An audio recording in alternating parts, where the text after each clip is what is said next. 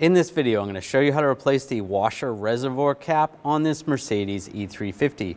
Let's get into it. Now take the cap, just grab the corner, slide it up. There's two tabs on the side. Just use a trim tool, get underneath the tab, pop that up. Grab the other one, and just pop that off, and it comes right off.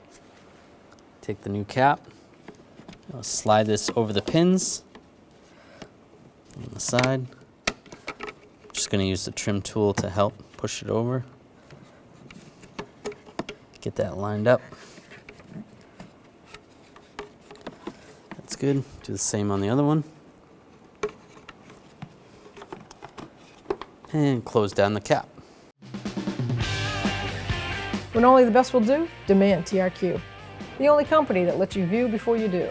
TRQ is committed to offering the highest quality aftermarket auto parts that are engineered for peace of mind. Thanks for using and viewing with TRQ.